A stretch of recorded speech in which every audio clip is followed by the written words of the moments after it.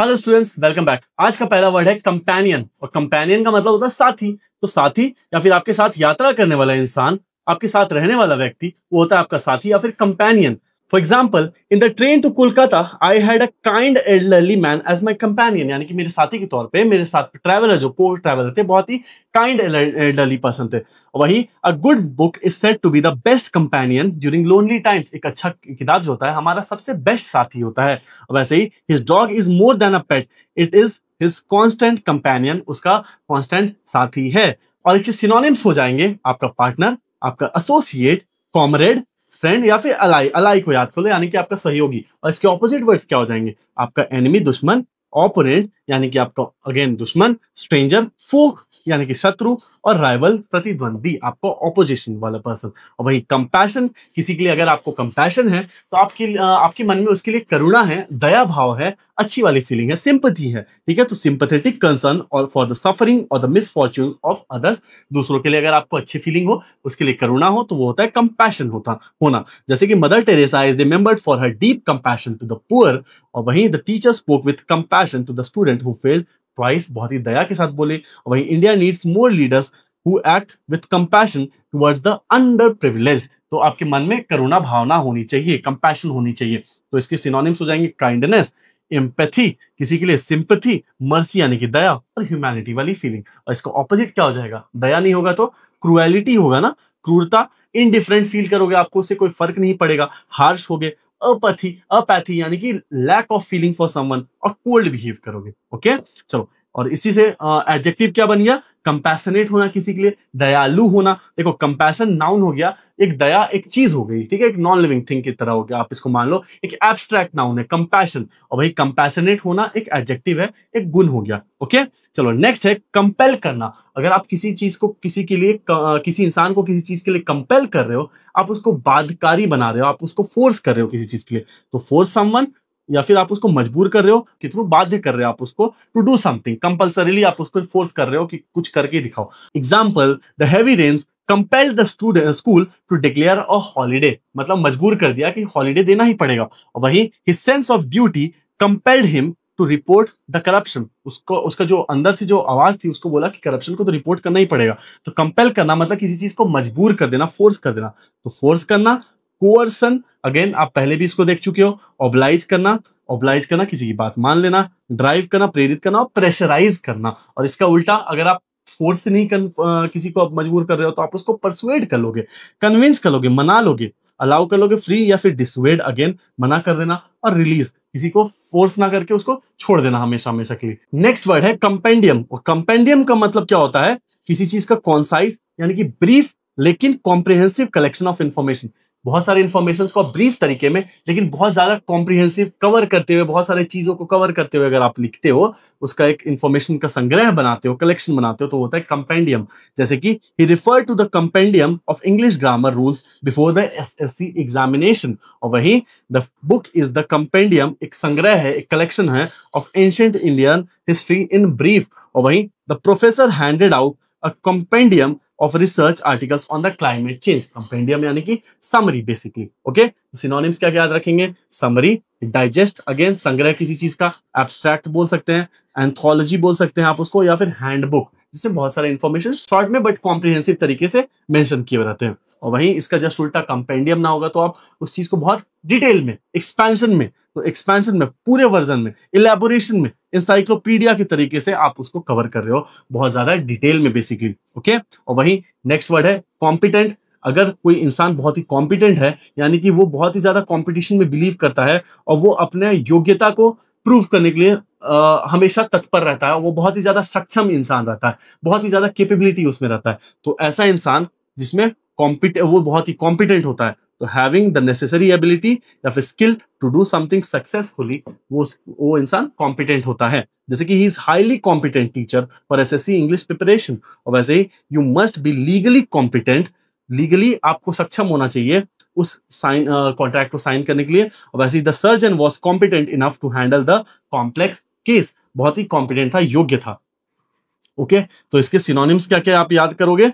Capable होगा, efficient होगा, कोई स्किल्ड होगा, क्वालिफाइड, और प्रोफिशिएंट होना किसी चीज में, ये होता है कॉम्पिटेंस का सिनोनिम्स। वही इसका जस्ट उल्टा, कोई चीज कॉम्पिटेंट नहीं होगा तो वो कैसा होगा, इनकॉम्पिटेंट होगा, अनस्किल्ड होगा, उसमें कोई स्किल नहीं होगा, इनकेपेबल होगा, अनक्वालिफाइड या फिर इनएफिशिएंट होगा, उसमें कुशलता तो बिल्कुल नहीं होगी बल्कि अयोग्य इंसान रहेगा।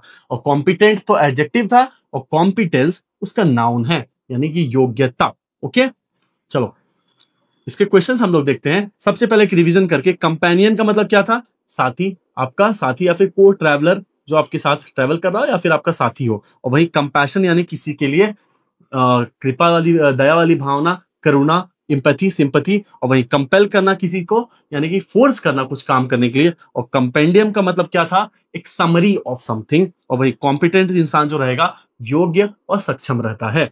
तो पहला question, the teacher give her a book as a dash. तो क्या दिया वो बुक को, as a compendium of all the poems written by famous authors, यानी कि एक समरी की तरह। ओके, वैसे ही his kindness and dash towards the poor made him respected in the community. उसका काइंडनेस यानी कि दया भावना और कंपैशन, करुणा के कारण वो बहुत ही ज्यादा फेमस हो गया, वेल नोन हो गया कम्युनिटी में।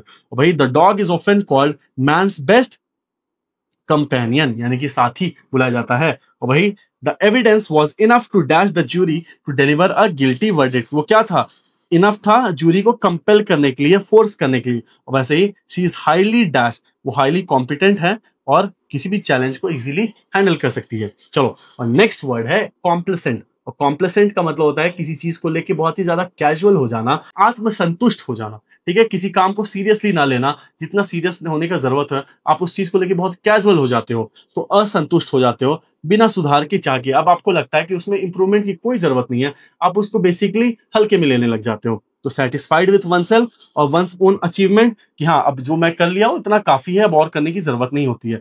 Without awareness of the possible danger, अक्सर आप इस चक्कर में चीजों को या फिर खतरों को नजरअंदाज कर देते हो। ओके, जैसे कि after clearing the prelims he became complacent and did not prepare well for the mains. Prelims clear करने के बाद वो कॉम्प्लेसेंट हो गया, वो ढीला ढाला हो गया और बाद में वो मेंस को सीरियसली नहीं लिया, इसका परिणाम तो दिखा ही होगा। और वही the team got complacent after early success and lost the final.